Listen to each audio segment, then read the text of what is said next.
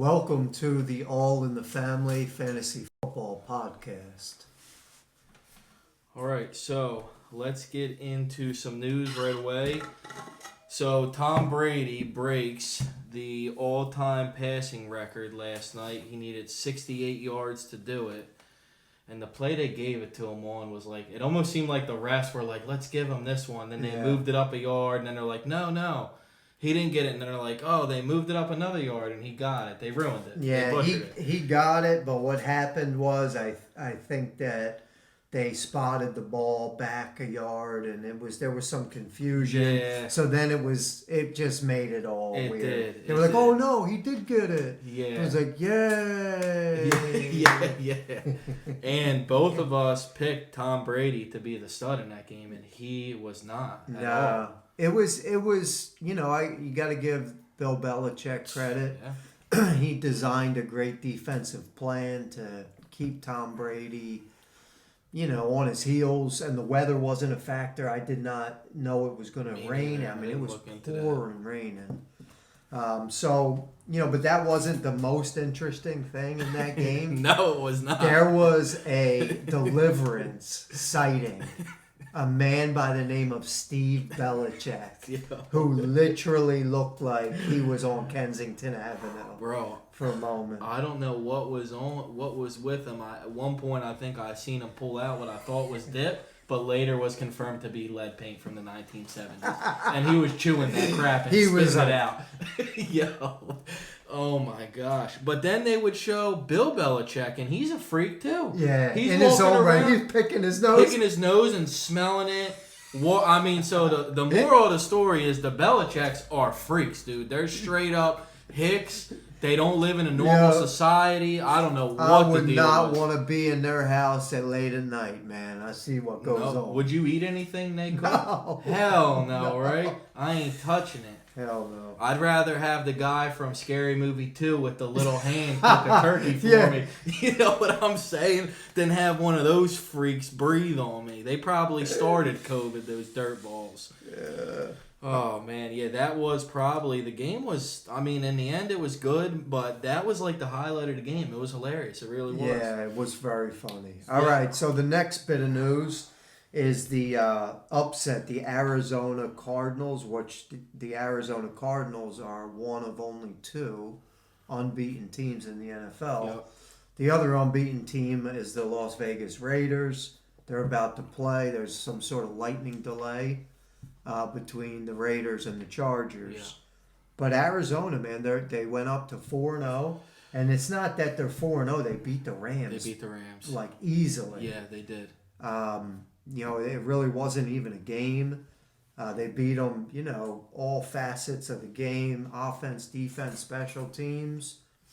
And what do you think about the Cardinals? What's your take? I mean, we were talking yesterday, and I really think after this, there's still a lot of football left to play. But right now, I mean, they look like the best team. They made a lot of upgrades. They added A.J. Green, Isaiah Simmons, second year, the outside linebacker. I mean, they got a good, and the Rams' offense. It's not like they have a good offense, and I mean, it was a high scoring game, but I mean, they just looked good. They did whatever they wanted to them the whole game, and they ran on them too, which was so surprising. Yeah, they were doing whatever they wanted on them. They couldn't stop anything. Couldn't stop the pass. Couldn't stop the run.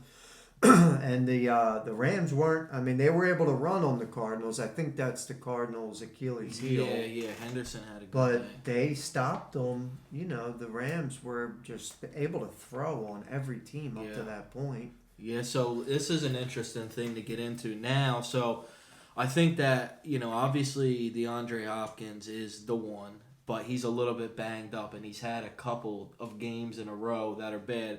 How much would you attribute that to injury, or would you attribute to, or both, I guess, the addition of A.J. Green, Rondell Moore coming out of nowhere, Christian Kirk, who's always been a good receiver. Yeah. So what, is it too many weapons or what? I think that's the case. I mean, you got James Conner, Chase Edmonds, a decent tight end, and Max Williams. I mean, last year it was DeAndre Hopkins, Christian Kirk. Kind of, yeah. But they really, they had Edmonds and Drake, but there was really not many other options. And now there's so many options. I mean, they don't really need to. They were forcing the ball to Hopkins last year. Yeah, a lot. He got the most targets in the NFL by a lot. You're not going to see that. So I think, as far as fantasy football is concerned, I mean, don't get me wrong, DeAndre Hopkins is an incredible talent, but I just don't see him as a top. Definitely not a top 5 wide receiver. No, yeah, I think maybe at bottom of top 10, if that. Yeah. I think the injury plays into it too. I mean, he's always banged up. Last year, he missed practice so many weeks and then come out and just kill it. So I think the injury definitely plays into it too. But I mean, AJ Green is, I think, safe to say the 2 on that team. Oh yeah, he's gotten 6. He got 6 targets every game this year. What is he? I think he has like 170 yards and something like 179 in the last 2 games. Yeah, exactly. Yeah, so I mean, he's a. I don't even know if he's on the wire or somebody has him. He's on the wire, not for long though. Yeah, I mean that's a guy I think is a good flex with high upside and a safe floor going forward. I think a good floor. Yep. Hopkins he'll do his thing. I mean, he was shadow covered by Jalen Ramsey. Yeah, and that's another thing. That's another thing too. Of course, he's that's a tough matchup for him. So okay, we got Jimmy Garoppolo out with a calf injury. And Trey Lance taking the field, the first time this year without, we know Jimmy Garoppolo wasn't coming back after a little while. So, what are your thoughts on Trey Lance going forward?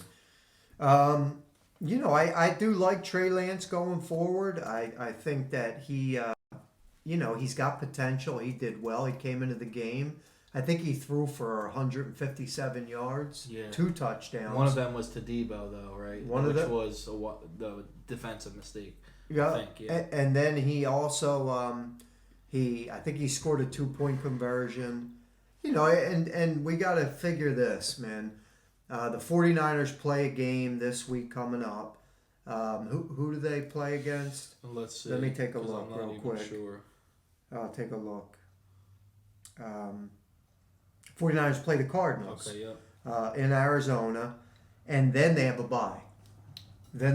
So then they're going to have time. Kyle Shanahan, what I think is that Jimmy Garoppolo's done. Yeah. Like he's done with the Niners. I mean, he might have a backup role, but as far as the starting quarterback, I think this week Trey Lance is going to start. I think they're going to go into the bye, and they're going to come up with a package. Oh, Austin Eckler limped off the field. Oh, boy. Wow. Just so you guys know, we're recording this Monday night. It's 9 o'clock right now because tomorrow we're going to be unable. So we actually haven't even... There's going to be some outcomes that we're not 100% sure of yet. But anyway. I think Trey Lance will end up doing well. It might take him a couple games to get in the flow, but I think he'll be okay. Right. Okay. So let's get into the matchups now. That's the last bit of news. So the first matchup we're going to go to is In It to Win It versus Christmas Money. So let me pull this up right here. Okay, so the 2 top scores of the week so far. Neither of you guys, you have nobody playing. It's over, right? It's over, yeah. Okay, yeah. So 164 to 179. In It to Win It comes out with a win. And I mean, this is his team, man. He's going to have some crazy spike weeks. Yeah, with Mahomes and Hill. And I mean, Tyreek Hill, 11 for 186 and 3 touchdowns. I mean, come on, man. That's unbelievable. Is that fair? Bro, he's a cheat code, but some weeks he'll get you 10 only, though, So he takes the win. You go to 3-1. You called it you said you don't beat Mahomes, and that stayed true. I told you. Yeah, all of his other players. The only player that didn't hit is Miles Sanders, who it seems like is going to be a bust this year because they got Gainwell in there all the time. When Sanders is in, he's going to run. Yeah, they're not using. I don't like right. the way they're using Me Miles neither. Sanders. He's actually, I mean, he struggles with fumbles and making some catches, but he's dynamic when you put the ball in his hands. Bro. I mean, come on, man. Yeah. And they're not using him right. And I do like what I heard. The footballers went ahead and they said that Miles Sanders isn't the new regime pick. Yeah, right. He was the pick from obviously Doug Peterson, Sure. and that crew. But now the new regime, they took Kenneth Yeah, Gainwell, he and looks you could tell he is good. Yeah. And they're trying to get him the ball more and more. So. Yup. So a couple of players to highlight. Najee Harris had a bad day, scored at the end to save his day. He had a good day. He's a beast. DJ Moore. DJ Moore pretty much took over a lot of the running back work. He scored out of the backfield. Yeah. 6 rush yards. He had 8 receptions, 113, and 2 touchdowns. It's his breakout It season. is. Man. He's gonna be he's a 1. He's a wide receiver 1. He got drafted as a 2. Yeah. And he's a every week reliable, high scoring wide receiver going forward. I think. Yeah. The difference for him this year is he's getting red zone looks. Yeah. He was last year for some strange reason they had him as a deep threat. And that was it. Yeah, and he did good. He got a lot of yards. He did pretty good, but he wasn't able to really score many touchdowns. I think he might have scored 5 touchdowns I or had something. him last year in 2 leagues. And so here the Chargers just scored Donald Parham 4-yard touchdown catch. Yeah. So anyway, DJ Moore is going to be good, really good going forward. And then Kyler Murray, steady. I scored 171 points and lost. Yeah. Second most points. That's how it happens Yeah, sometimes. it's crazy. One more can you want, You got to score to win, right? Yeah. All right. So let's go to the next game, which is the K-Slayers versus the Philly Special. This game is actually still in progress. It's over. Though. Philly Special has a chance. No. He's winning by 0.75 points. He needs Justin Herbert to break his leg and Keenan Allen to break his neck. Yeah, that's and then he can win. Yeah. And Daniel Carlson to kick 5 field goals. Yeah. Oh, man. So it looks like the K-Slayers are going to pull this one out, which would actually give Kevin his first win. Right. Nothing. The chatter is about Cordell Patterson. Dude. Cordell Patterson had 34.60 points. 34 points. I don't think Cordell Patterson, I have to look it up. I don't think the man scored 34 points last year. Probably not. All of last year. I'm looking it up right now. Last year he scored 69 points. This man had 34 points in one game. Yeah. So he come out of nowhere. Great waiver wire acquisition. Great job, Kevin. Yeah. Got you to win. Congratulations. And he's had, the first game 8, which is what was to be expected. Then he went 23, 16, and 34. After I think the second game is when you picked him up, Kevin, and I was looking at him and I was like, I can't do it. I have Mike Davis. Yeah. You know what I mean? I can't have both of them. You never thought that this guy was going to be.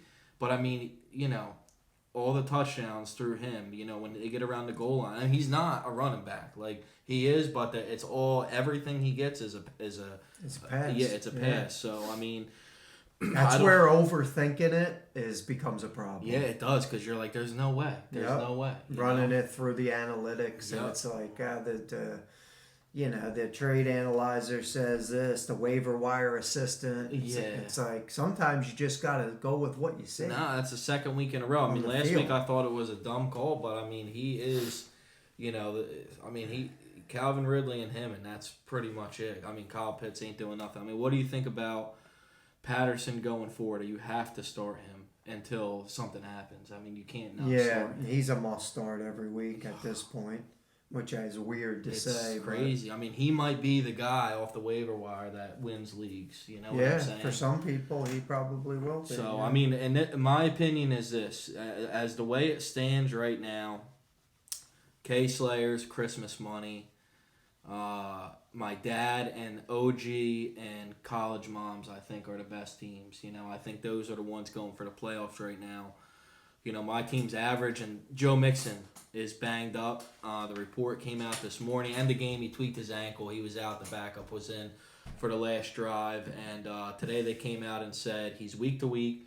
And then the coach came out and said, no, he's day to day. So it's a little bit more, but we don't know. This happened last year, and he missed 10 games. So. Wasn't that so painful? Yeah, oh yeah. So he, this is just my assessment. I'm no doctor. I did stay at a Holiday Inn Express last night.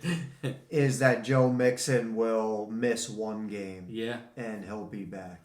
Yeah. And I think that's probably the best thing. That's probably what you want. Right. Like, is if he just has to miss the one game and come back and be fine. Right. But you got to remember, this year's different than last year. This year, the Bengals actually got something. They going. got other stuff. Yeah, last year they had nothing. I mean, but the thing is like, we talked about a bunch. I didn't want Joe Mixon and I didn't want Clyde Edwards-Helaire. And when it got back to me in the draft, those were the two guys that were left. And I went with Mixon. I've had him every year since I played pretty much, except my first year, I think.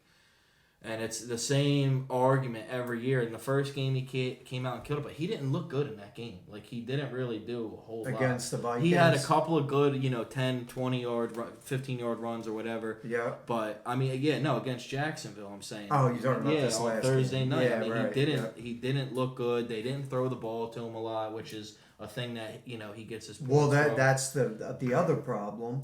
Not to spend too much time talking about Joe Mixon, but...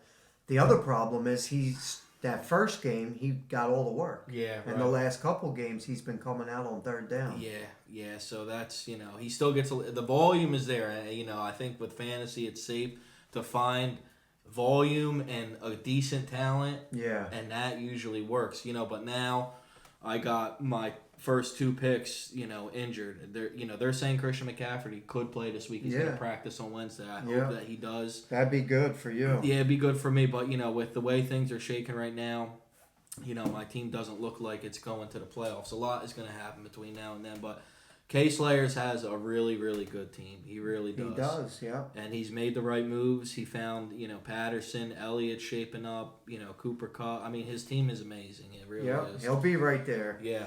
He's just got himself in a 3-0 hole. Or 1-3. It's going to change. It's going to start to go his way. Yep. All right. Moving on. So the next one is Dirt McGirt and OG Trouble Todd. 118 to 155. Dirt McGirt moves to 0-4 at the bottom of the barrel, right along with me. Todd is 3-1. Let me see. You're not 0-4. Oh well, I'm 1-3. So come on. Come on. Go on. All right, so the guy I want to talk about on Todd's team is Clyde Edwards-Helaire. He has two good games in a row. On Sunday, he went for... Oh, man, I messed that up. What did he do on Sunday? He had 21.4 points. 21 Clyde points. Edwards-Helaire rushed for 102 yards. And a touchdown, right? Touchdown. Yeah. We had a receiving touchdown. 2 catches, 12 yards. Yeah, so I think, we always knew that Clyde Edwards-Helaire is a good running back. We know that he's a pass-catching specialist. That's what he did in college. But the way that it worked with him and the Chiefs is they were always throwing the ball downfield. Well, the way that it's going this year, the Chiefs are what? What are they now? 1-2 or 2-2? 2-2. 2-2. 2-2. And there's talk around the NFL. Well, they figured out their offensive scheme and this and that. This game, you see him running the ball more. You see him getting more involved. So I don't know. I don't know what's going to happen going forward. He's got Buffalo, Washington, Tennessee. Tough matchups, So I mean, is Clyde Edwards-Helaire a top 12 running back? No. But is Clyde Edwards-Helaire on the best offense in the NFL? Yes. Yeah. And is he the starting running back? Yes. Yeah. So just the over-unders each week that the Chiefs are in, you got to play the guy. And Todd's in a position where he's not his running back 1 or his running back 2. It's his running back 3. Yeah. I mean, that's a great flex. I mean, he's probably one of the better flexes in the whole league, I would say. Yeah, for sure. The other guy we want to talk about is James Robinson. He's finally turning things around. He's had 2 great games. He got 20 points this week, 25 last week. He looks like he did last year again. Yeah, he played every snap except for 2. Yeah. Against the Bengals. Dare Agumbawale played 2 snaps. He got 1 carry. But James Robinson got all the work. Yep. Carlos Hyde was a healthy scratch, so that's what you want out of James Robinson. So now the question for Dave is, and I mean for other people too.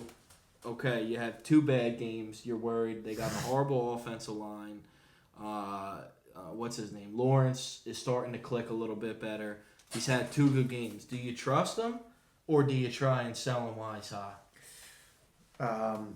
Man, I mean, Dave's team is reeling, so I mean, you got to get. My opinion, you got to get what you can for your valuable pieces. Well, he's also got. I mean, so he does have other pieces that are valuable. So, it's who do you really trust? Do you really trust James Robinson?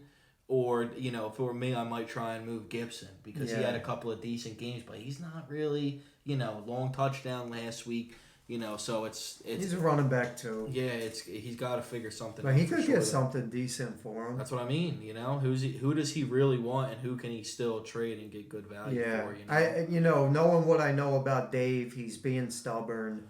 He's like, if I'm going down, you're going down. yeah. I'm not giving you anything. It's like, whatever, Dave. Go ahead, lose, suck. Yeah, I really would like CeeDee Lamb. I'm real interested in him. I'd try and. I mean, we can make something happen, Dave. If you're interested, let's talk about it. All right, this next one's you. All right. So the next one is the Leatherheads and the College Moms, which this game is over. The College Moms, this was, I think, the lowest scoring game on the week. The College Moms, who has a really good team, he beat the Leatherheads 125.76 to 110.52. It's the second lowest score on the year so far. So looking at the College Moms, what stands out to me is Saquon Barkley. Yeah. Saquon Barkley, 13 rushes, 52 yards, 1 rushing touchdown, 5 catches, 74 yards, and a receiving touchdown. Yeah, he's doing his thing, man. And Barkley won the game on Yeah. that rushing touchdown at the end of the game. So, Yep, Barkley is looking good. I mean, he didn't have a lot of rushing yards, but he's getting the receiving work. I mean, they got a whole bunch of banged up people. They really need him. A lot of his players didn't hit. Tom Brady didn't have a good game. Devontae Adams. I mean, his team didn't really do that good, but he squeaked out the win. I mean, he's due for it. Last week he got beat. He's got a good team, and I think just like K-Slayer's, it's going to start to turn in his favor. His team is pretty good. Robert Woods is on the bench, which I understand completely. He had a really good game last night. Curtis Samuel didn't do much, so all right, get what's his name on the horn while I'll keep schmoozing here. okay. So Dak Prescott did his thing for the Leatherheads. Maury Cooper with the injury, he still got 15. And Jacoby Myers, I mean, Mac Jones looked incredible last night. He really did. And Jacoby Myers is his number 1 target. So, I think he could be something good going forward. He might have found something in him. Yeah. All right, so now we're going to move on to Coach Shafe versus Team Flash. I mean, this game is hanging in the balance. This is a tight one. Yep. Hey, James. Yeah, I'm here. Can you hear us? Yeah, can you hear me? Yep, we Yeah. got you, bud. All right, so James, before we get into the breakdown, we're going to ask you some questions. So why don't you start off by telling us about your fantasy background and, your football background and how you got into fantasy and stuff like that. Okay, so my football background is mainly a fan for most of my life, and then, when my son, was of age, I helped coach his teams. So on the offensive side of the ball is where I was at tonight, coaching some youth football. And then as far as fantasy football, I was into it big for about a decade, and then I was out of it probably for the last 8 years. And then, decided to get back into it this year when you guys asked me if I wanted to join your league. Yeah, awesome. Have you been enjoying it, James? Oh yeah, I enjoy fantasy football. Lot of drama, Huh? huh? A lot of drama, huh? Oh yeah, it's drama, but I think with fantasy football, it comes down to drafting, and then it's a little bit of strategy as far as who you start each week. You want to put the best players you got that are going to score the most points, but what the other team does, you have no control over. So Right. you just try to put your best lineup in, That's it. Yeah. and so far, that's what I've done. Yep. Tell us about your son. Tell us about Wes. How old is he? What's he do? Yeah, he's 12 this year, and he got into football, but he was doing wrestling. He's been doing really good in youth wrestling. We've made some trips to other states for some big tournaments.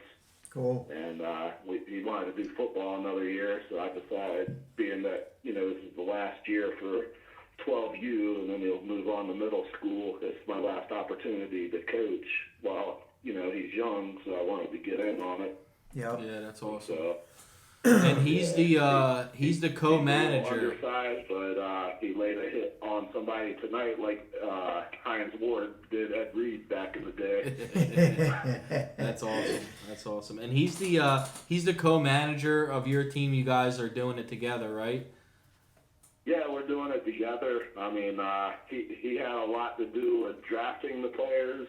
Yep. And then he actually made a couple decisions in week 1 and 2 that helped out. I had picked up Sterling Shepard, and I asked him. I was debating on whether to start him that second week, and he said to, and so we went ahead and did it, and that helped get the victory for week 2. Yeah. And then as far as the trade went, he wasn't that big on it necessarily. He let me make the call on that one. Right. Yeah, so that's what we're going to get into next. So what was your take on the trade initially when, after I accepted it and the trade went through? What were your thoughts, immediately after that? I mean, when I agreed to it, I was pretty firm on the decision. I thought it through, so I was happy with the trade from the get-go. Right. I mean, I did some research, and then a lot. I don't go as much on projections and stuff. I kind of go with my gut, and that's how I've always played fantasy football. Yeah. I do my own research a little bit, because if you can research 20 different things, and at the end of the day, it's a lot of opinion. Right. So I honestly, what sold me on the trade, which I was already, pretty much going to do.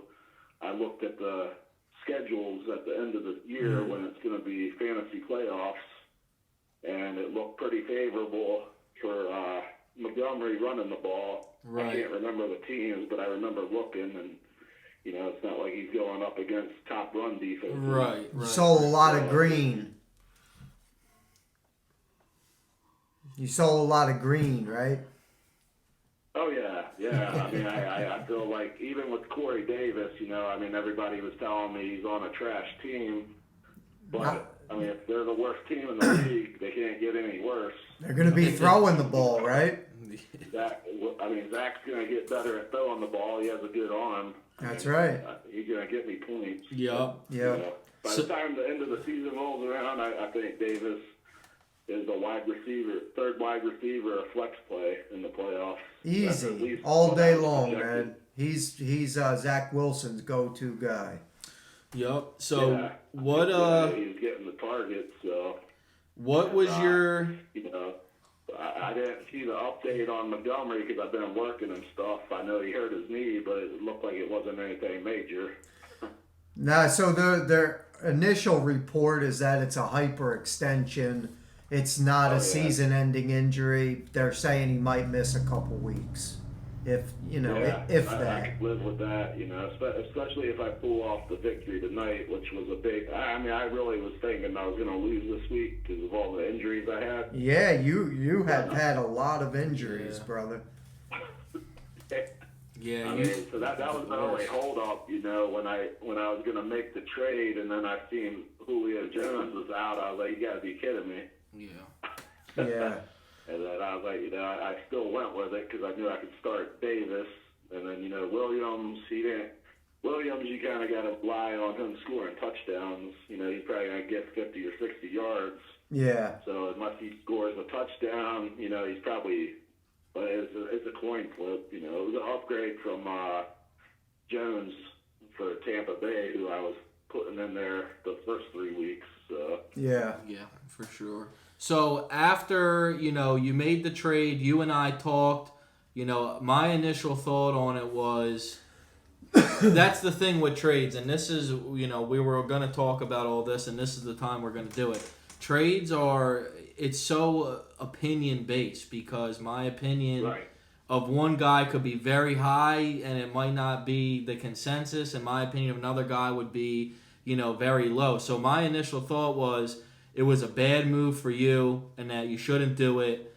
And you explained to me why you were into Montgomery. And my thing with the approval or denial is, the only goal that I really have is for somebody not to get beat in a trade really bad. So once you explained to me why you wanted the players, at that point I feel like I don't want to be a control freak, and it's not like a super horrible trade.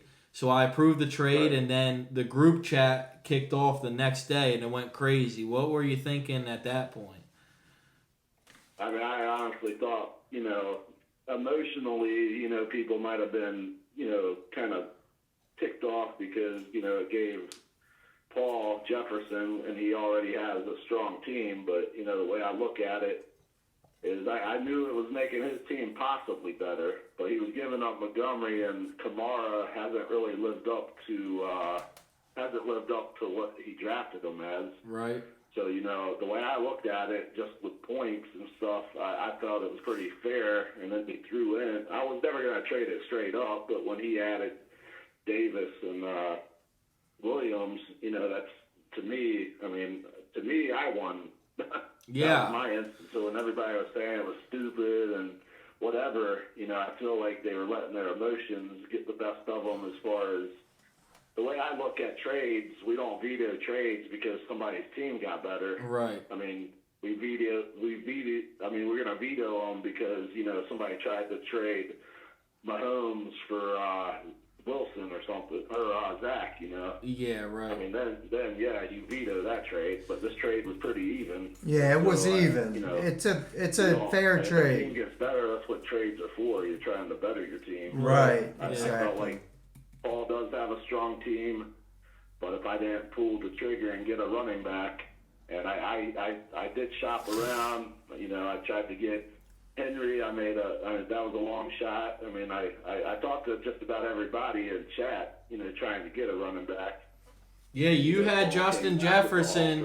That I felt, it was more than fair, so I didn't really see what the big issue was, other than, opinions. You had Justin Jefferson dressed up in a thong bikini with the teats and the butt hanging out. Everybody wanted a piece. I think that was a part of the problem too, because everybody, even me, I was like, I might get Justin Jefferson, and he's good, So everybody was probably pissed, but I couldn't agree more with you. I mean, my thought, of course, you think about if this trade goes through, this guy's team is going to be so good, but in my opinion, you can't veto a trade because of that. Now we changed the rule to a straight up league vote. If 5 people veto the trade, it doesn't go through, and I hope that people don't have that mindset in mind when they think about trades, because it's like, listen, if it were me and I drafted very well and played the waiver wire very well, that's good for me. I shouldn't be punished because of that. If I have pieces that this guy needs, it's like that's the whole entire point. You know what I mean? So I mean, that's really, if you look at my wide receiver core, if they were healthy, I have Mike Evans, Julio Jones. I picked up Shepard, and then I drafted Odell Beckham, which, he didn't do much this weekend, but I would expect as time goes on, he's going to get double-digit points on those weeks, I would hope. And then Jarvis Landry went down early.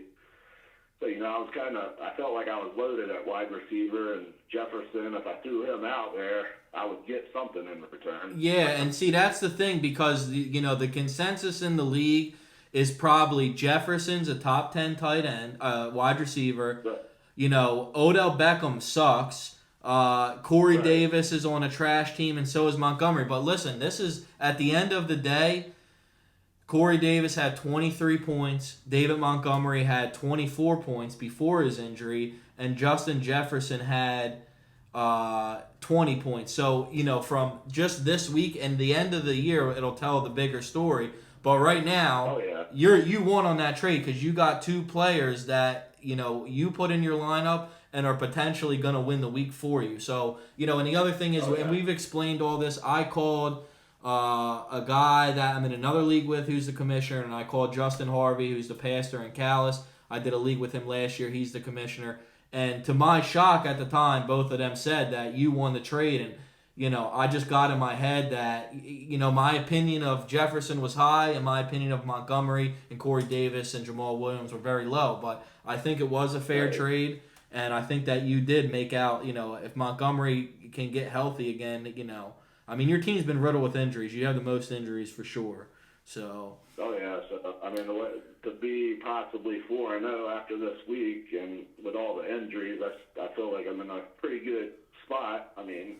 To get through the injuries and make a run, at the end of the season. Yeah. Yep. All right.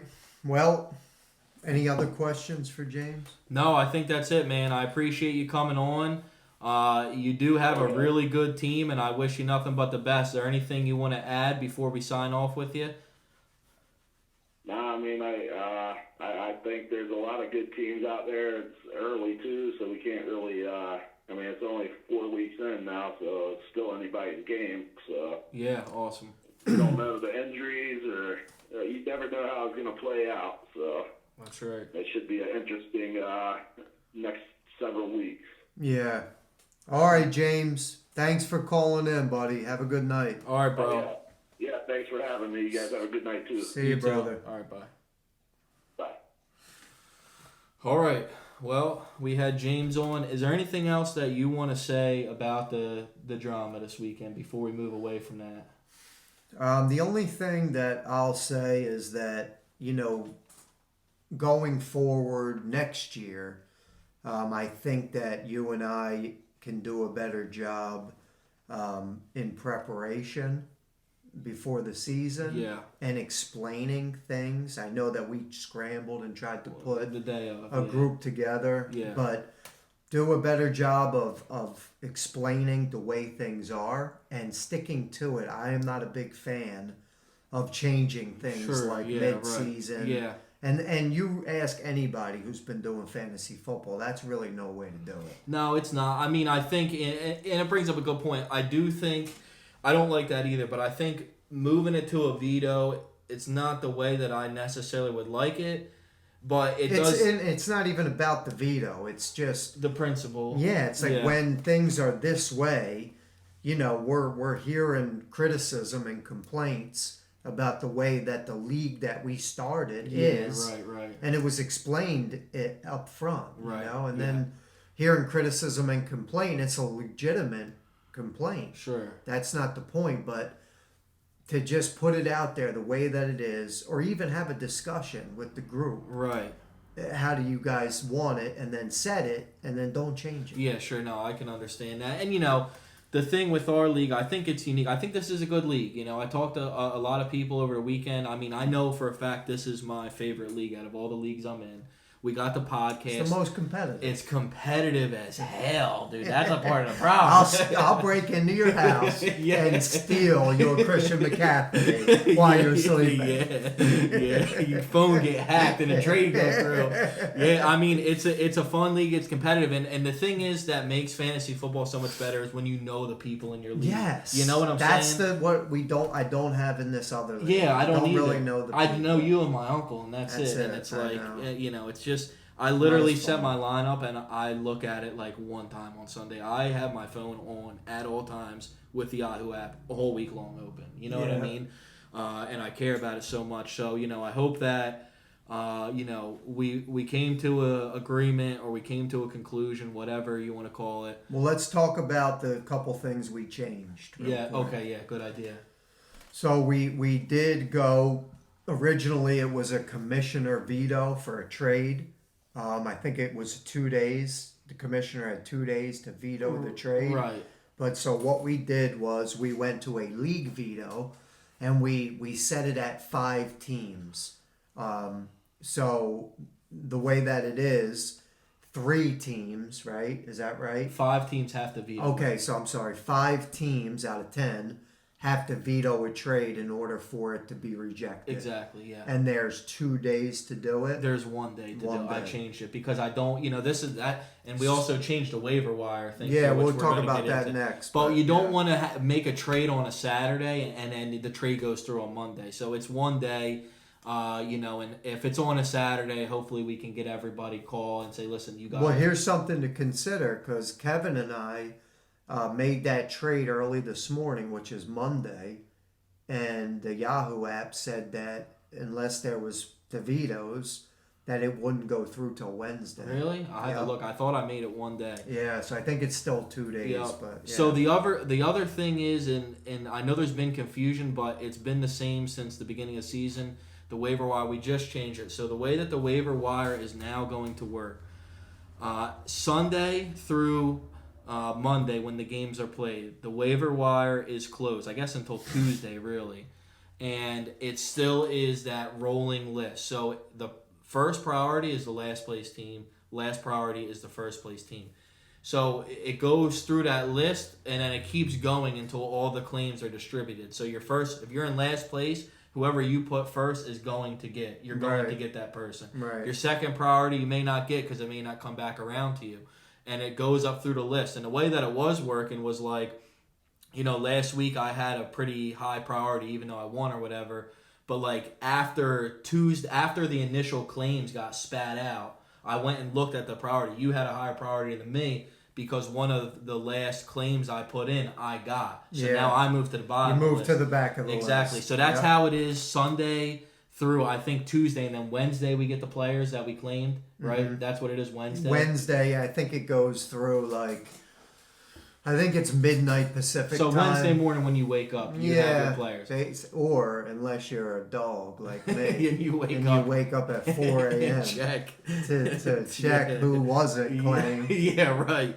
And then, so after that period, the waiver wires are going to remain open until Sunday. So even the Thursday night game, as the way that I understand it, and it's confusing the way they word it, is that it's open. So you don't have to worry about, because last week I added and dropped 3 people and they were on a 2-day hold. And then you had to put a claim in for them, and then somebody else puts a claim in and you may not get them. Last week I put in a claim for Eli Mitchell and somebody else that I didn't get because of it. So it's fair that way, but you're also not going to get beat if you get an injury on a Saturday or something like that, which was the concern. So that's the way that works. So right now in this game, we didn't go over it. Coach Schaaf 3-0 and Team Flash 3-0. 93 Coach Schaaf. What's 134. the score? 93 to 134. Team Flash. My dad has Mike Williams playing, who has 0, or Waller ain't doing nothing. So it's gonna come down. It's not gonna last. To the wire. James doesn't have anybody playing, so if Waller and Mike Williams do their thing, he's got a chance. But his team had a bad week. James with his injury pulled it through again, so he's in. He's in a good position too. He has a good team. So, all right. Anything else you want to add to their matchup here? No. Okay, so now we're gonna get into the Week 5 preview. So let me get this up here. Week 5 preview. All right. So the first matchup is Philly Special and In It to Win It. I didn't set my lineup for this yet, but right now I'm projected to lose. Dave's projected to win. Joe Mixon, they got him at 7 points. So I'm going to go with I'm going to win this game. I think when Mahomes and Hill get nutty, Dave wins. If they don't, he really doesn't. So I'm going to go with me for a win on this week. I didn't win last week, so I'm going to try something different. Yeah, well, I can definitely see you winning this game. You got to make a couple of adjustments, which I think you'll do. The thing with the Mahomes and Hill, they're playing Buffalo. Tough matchup. It's a tough matchup. Tyreek Hill historically does not beat Buffalo like that. Yeah. So that's it. I mean, if Tyreek Hill is held down, Dave will not win. Period. Yeah. Ever. So, I like that. Dave has had a couple of his players do better. Yeah. As of late, like Yes. Hunt, Devontae Smith, Godard. yeah, Kill Tyler Boyd even. Yep. So, there's a chance that he could do well, but, I think that your team is going to do better. Yep. So the next matchup is Christmas Money and Coach Shafe. Oh. This is it's neck and neck. I mean, this is going to be a good matchup this week for sure. Yeah. So let me see the matchups here. DJ Moore's at Philly, Ridley's at the Jets, Murray's at San Fran, Kamara's at Washington, Harris at Denver. I'm gonna go with Coach Shafe. I think he's gonna lose probably the way it looks like right now. I'm gonna go with my dad for the win on this one. Yeah. Yeah, so just the matchups with the Lamar Jackson at home on Monday night. Yeah. DeAndre Hopkins he's gonna probably do good, which will cancel out some of Kyler Murray's stats, which is always a problem. And then Derrick Henry at Jacksonville. Yeah, I really think that Coach Shafe is going to win this one, which is going to put me at 3-2. But for me, it's going to be about the points. Yeah. I got to just keep scoring points. Yeah, I think it's going to be a high-scoring affair. Potentially the top two scores on the week again. The next one is Dirt McGirt at K Slayers. Let me take a look here. Dirt McGirt's projected to lose. James Robinson at Tennessee. Jonathan Taylor at Baltimore. Man, he can't catch a break. Nah, Kevin's winning. Kevin's winning this one. Yeah, Dave is going to be 0-5. His team is struggling, man. His team is really struggling. Yeah, it is. I mean, Jonathan Taylor did come through this week and finally do something. He's gonna win a couple. He's got to win a couple of games. Yeah. He's got to win a couple of games. Let me ask you this question. I wanted to bring this up before. Cooper Kupp. I'm not saying that I think he's going to be bad for the rest of the season, but last game against Arizona, 11 points. Is it a bad idea? Can Cooper Kupp keep that up all year long? No. So it's not a bad, but everything's a gamble because we don't know what's going to happen unless you got a Back to the Future situation going on. If you do, let me know because I want to get in on it. But somebody like that you draft late and pops, it's like, do you keep them or do you sell them while they're hot? I mean, that's the question, man. And you can save your season by selling them, getting him at the high price, right, and getting out from under it before it drops. Or there are guys that just do it all year long. Yeah, they do it all year long, man. Yeah, I think Cooper Kupp is going to do it all year long. I don't know if he's going to be at the volume he went the first 3 games. Just with the talent on that team, I think Cooper Kupp's going to be a top 10 wide receiver, definitely. which nobody saw coming. Right. But I don't think he's finishing as the wide receiver one. No, I don't think so either. Yeah. So it goes like this, and next week we're actually going to go through, people that weren't expected, like Cooper Kupp, to be up, and people that were supposed to be up and be down, and we can get into more of that now. But it's like there's like segments to the season, and it's like the first 5 games this guy popped. Is he going to do it the next 5? Mm-hmm. You know what I'm saying? And that's it's a long season. You got to start thinking, and you got to take a gamble sometimes. It's a long season. Next game, College Moms at Team Flash. It's going to be a dogfight too. It's going to be a dogfight. I'm going to go with, with the injuries that Team Flash has, I got to go with my brother Connor here.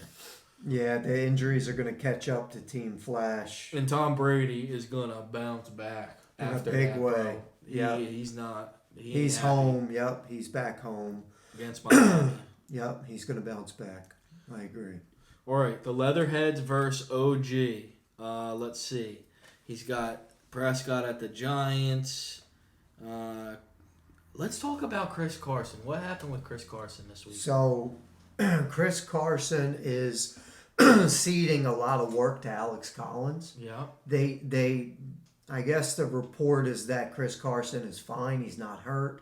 They're trying to save him for the season. Right, which is a smart move because he's an older guy. Yeah, historically, he doesn't finish seasons because he gets dinged up like most running backs. Yep. And this year, what they're trying to do is something different. They're trying to not beat him into the ground and trying to save him. So. Right. So what is that? I mean, that obviously brings his value down a little bit.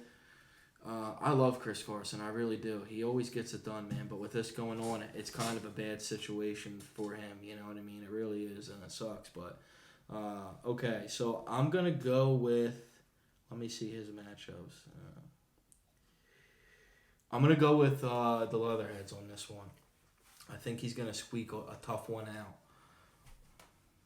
Clyde Edwards-Helaire's at Buffalo. Kittle's at Arizona. Jamar Chase at Green Bay. Samuel at Arizona. Yeah, this is gonna be. It's gonna be a close one. Man,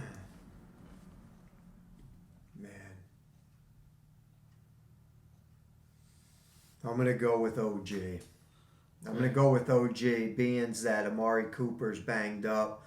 I don't think he's gonna sit out. I think he'll play, but again, he's banged up. I could see CeeDee Lamb getting more of that play. And then Nick Chubb is going against the Chargers. Their defense is improved big time. And I could just see Matthew Stafford against Seattle, a shootout. Yeah. Chris Godwin, like you said, Tom Brady's. Is he gonna play? Who does Russell Wilson play? The Rams. Oh, they yeah, play they play each other. Yeah, that's right. Jamar Chase is home against Green Bay, and this is a little nugget that will affect the fantasy world. Jair Alexander is out. He's going to be out, they're saying, maybe for the season. Jeez. So, all of that shutdown coverage that he had against the number one receiver. Yep. So, Jamar Chase, not that they don't have other guys that can cover. Right. It just, it's going to be a problem. All right, so let's get into the Thursday night preview. We got the Seahawks versus the Rams on Thursday night. Over-under is 53.5. Who's going to win this game? The Seahawks versus the Rams on Thursday night. I like the Rams. I told you that. I like the Rams to bounce back. What's the spread? 53.5. Oh, that's the over. Over under, yeah. The spread, no. I think it flies over. I think it goes over for sure. Yeah, me too. And the spread isn't out yet, obviously. But yeah, it's too early. Yeah, but 54.5, I could see it going over, and I like the Rams. And who's gonna be the star of this game? Give me a guy or two that's gonna go off for fantasy. I really like, typically I'd say DK Metcalf but Jalen Ramsey's going to smother him. Yep. But I do think that they're going to battle. I do think Metcalf will get his catches. Yeah. I think he'll score. But this game I can see, honestly, I can see Darrell Henderson. Yeah. Being the star on the ground. Yeah, he's been Seattle good, can't stop the run. When he's played, he's been nothing but a workhorse. So I could see him getting 100 yards, maybe a touchdown or two. Yeah. And I think that both offenses are so spread out. I can see Kupp doing it. I can see Woods doing it. I can see Van Jefferson.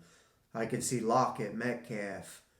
But I think Henderson's going to be. Yeah, he was a guy I had in mind too, and also Metcalf. I mean Cooper Kupp, but yeah, Metcalf with the coverage, it is going to be tough. But Tyler Lockett is a little banged up, so I mean if he's healthy for this game, he'll probably go off.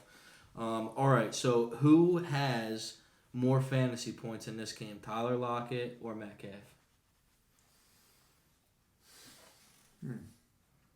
I'm going to go DK Metcalf. I like that. I love it. I'm going to go with Lockett because I have You're Metcalf. putting the reverse jinx on it. All right, and this is another interesting thing right here. So the Rams have 3 wide receivers. I mean, they have more, but you know what I'm saying. They have Cooper Kupp as the 1, Robert Woods as the 2, who they've been kind of 1A, 1B. Obviously, Kupp's way better. Robert Woods getting a little old. And they got a rookie. He's a rookie, right? Second year, Van Jefferson, who... I mean, I think is a really good waiver wire pickup this week. Yeah. You know, he's been doing really good. He's a deep threat. He gets those long balls. Mm-hmm. Stafford wants to throw the ball down the field. Yeah. And there could be a turning of the tide with Van Jefferson kind of. I mean, it's good to compare the two. Who's going to be the better wide receiver going forward? Van Jefferson or Bobby Trees, a.k.a. Robert Woods? Oh, man. It's a tough question. Mm-hmm. Let me pull them up real quick and look at their stats because I don't have them right here. So let's see. But I know Van Jefferson had a good game on Sunday. Yeah, he caught that long touchdown in the first game. Yep. The bomb. You know, and that's just not Robert Woods' game. He's not a deep threat. He's an underneath guy. He takes jet sweeps. You know, things like that. So let me get this. I should have had this up already. Okay, so... Oh, man, it's not really giving me anything at all. All right, so week 4. Man, it's not really giving me a whole lot. It's giving me the projections. It's not giving me what they did, but they've been pretty close, I think, anyway. But what'd you say? Who's gonna be better? I think Robert Woods. Yeah.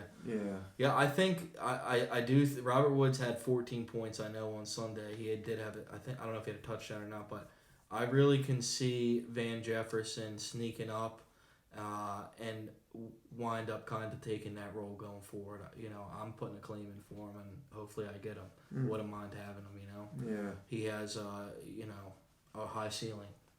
Yeah. So, all right. Is there anything else you want to add? No, I think that's it. Awesome. I think we've covered it. Yep. All right, guys. Well, thanks for watching, and we'll see you next week.